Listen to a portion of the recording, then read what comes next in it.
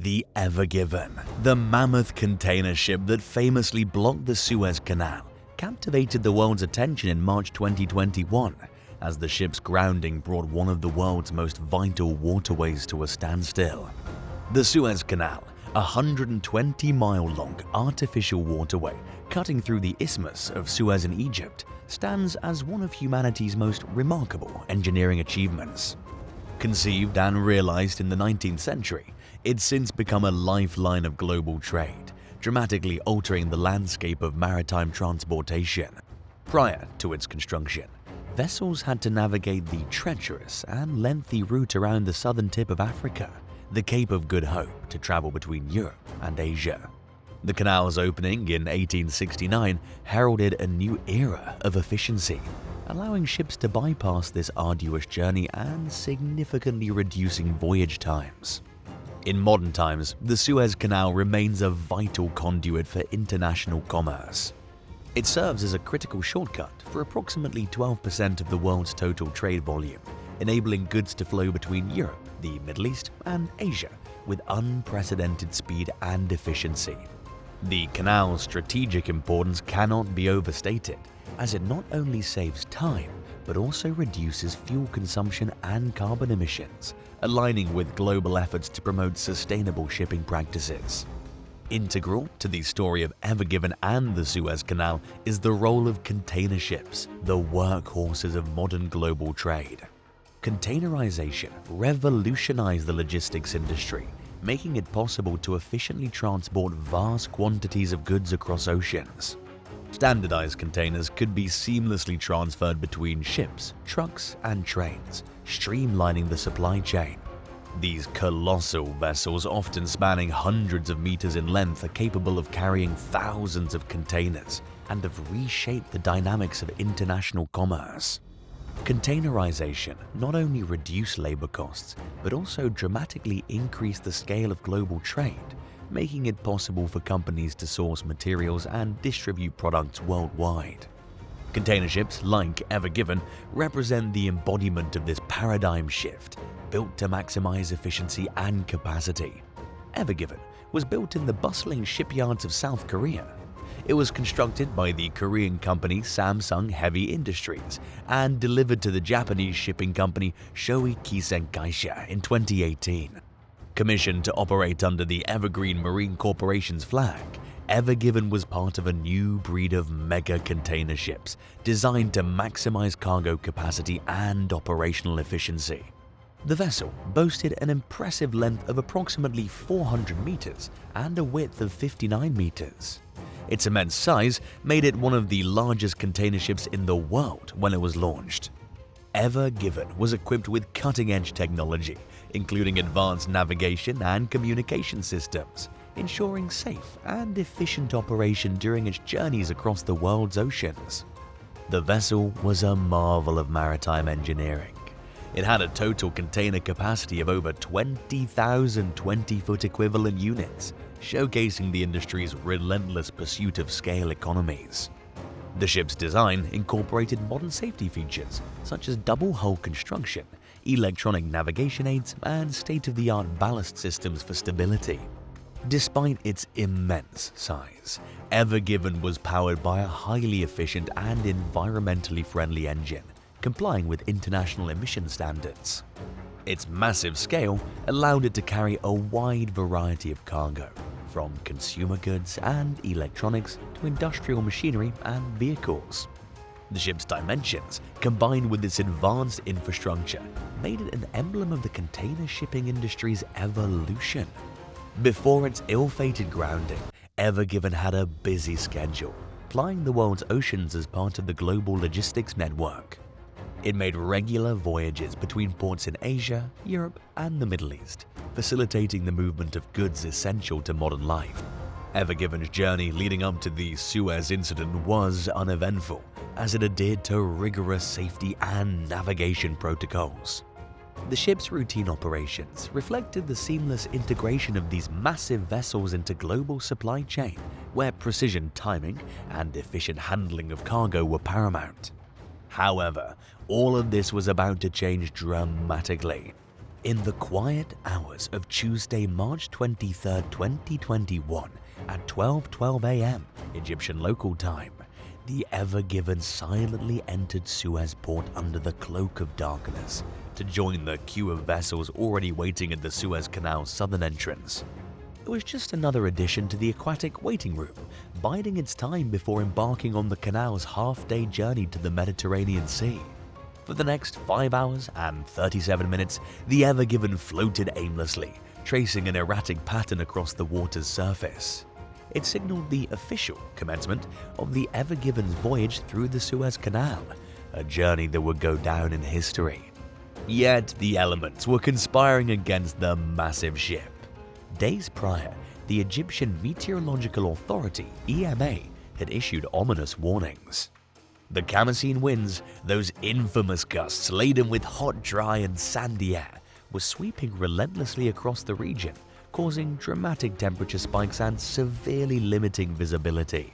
The EMA had forecasted thrilling winds of sand and dust and warned of disruptions in maritime navigation, with predicted wave heights in the Gulf of Suez and the Red Sea reaching 10 to 13 feet. As the Mosaheb II approached the Ever Given on that fateful Tuesday morning, the Suez Canal Authority SCA pilots on board knew they were sailing into treacherous conditions. Pilots, although typically regarded as routine additions to a ship's crew, can become the last line of defense in times of chaos, the guardians of ships facing imminent disaster. At 5:53 a.m., the Mosaheb II departed the Ever Given, leaving behind 2 SCO pilots who would guide the vessel through to Ismailia, a city near the canal's midpoint. There, they would make way for new pilots, who would continue the journey until the canal's end. The arrival of the SCA pilots triggered a crucial briefing with the Ever Given's captain, a moment where vital information was exchanged. These pilots would now become the eyes and ears of the ship, using their local expertise to guide the vessel through the intricate man-made passage. At 6 a.m., Suez port sprang to life. A select convoy of the day's largest and highest priority vessels received clearance to begin their northbound journey through the canal. The Al Nasriya of the Marshall Islands led the way, followed by the Costco Galaxy of Hong Kong, the Ever Given, the Maersk Denver of the US, and others in succession. By 6:21 a.m., the Al Nasriya was at the canal's southern entrance, embarking on its journey. As the convoy advanced, the Ever Given, notably without a tugboat, entered the canal at 7:18 a.m. Its decision to proceed without this additional precautionary measure was not uncommon. Tugboats, though not mandatory for canal transit, are valuable in challenging weather conditions, acting as a safety net to prevent mishaps. However, the Ever Given's speed began to raise eyebrows. By 7:29 a.m., it was hurtling through the canal at a speed of 13.7 knots, significantly surpassing the 8.6 knot limit set by the SCA. Speeds of this magnitude on a megaship of such proportions were a recipe for disaster. At 7:37 a.m., as the ship approached the opening turn of the canal, it made a northwestward maneuver at the mercy of gusting winds. This was the first sign that something was amiss. The Ever Given was now perilously close to the west bank of the canal. When a massive vessel like the Ever Given sails alongside the canal's banks, the water's flows disrupted, creating increased pressure, swift currents, and shallow water that can pull in the ship's stern. This phenomenon, known as the bank effect, is a nightmare for megaships that struggle to correct their course quickly. At 7:40 a.m., the stern of the Ever Given swung toward the west bank, signaling the ship's loss of control. Despite the pilot's efforts to regain control, the ship was at the mercy of the currents and physics. The Ever Given ran aground at 7:42 a.m., with its bow embedding itself into the east bank while the stern impacted the west bank. At that moment, the Suez Canal became impassable. 35 minutes after grounding at 8:17 a.m., the Mosaheb II and the Mosaheb III tugboats reached the stranded vessel, commencing a rescue operation that would captivate the world for the next 7 days, 6 hours, and 48 minutes. At the height of the crisis, more than 200 vessels were stuck in a monumental traffic jam, anxiously waiting for the blockage to be cleared. The situation sparked concerns among trade experts about potential supply chain disruptions, given the crucial role the Suez Canal plays in facilitating global trade. Tensions ran high, as ships trapped in the canal and those planning to cross it faced significant delays. The impact of the Ever Given's grounding reverberated worldwide, underscoring the vulnerability of interconnected supply chains in an increasingly globalized world. No effort was spared to dislodge the Ever Given. 8 tugboats worked tirelessly to free the massive vessel, aided by excavators removing sand from the side of the canal where the ship's bow was wedged. After an initial attempt that saw some progress, the salvage work resumed, making use of a high spring tide to partially free the ship from the sediment on 29 March 2021. However, it wasn't until the afternoon of the same day that the ship was finally freed from its predicament, when the Ever Given finally started moving under tow. Following a thorough examination to assess any damage to the canal's infrastructure, the SCA announced that shipping would resume from that evening. The consequences of Ever Given's blockage were profound and immediate. With hundreds of ships waiting to enter or exit the canal, a significant backlog of vessels accumulated, disrupting the finely tuned schedules of global supply chains. This interruption caused delays in the delivery of goods, ranging from consumer products and electronics to vital industrial components and raw materials. The incident served as a stark reminder of the vulnerabilities inherent in the global economy. It highlighted the concentration of maritime traffic through critical choke points like the Suez Canal and the potential consequences of such disruptions. The impact of the blockade rippled across industries, leading to increased shipping costs, insurance claims, and re-evaluation of supply chain strategies. For those 6 days in March, as rescue crews worked tirelessly to free the Ever Given, the world watched with intense fascination. But the blockage was more than a spectacle, it had a tangible impact on global trade. Each day, the Ever Given obstructed the Suez Canal. Numerous ships carrying billions of dollars worth of cargo had to wait, causing significant supply chain disruptions that continued to reverberate months later. Once the massive vessel was dislodged, it was escorted by Egyptian authorities to the Great Bitter Lake, a fitting name for the recriminations which were about to unfold. First on the docket was the matter of compensation.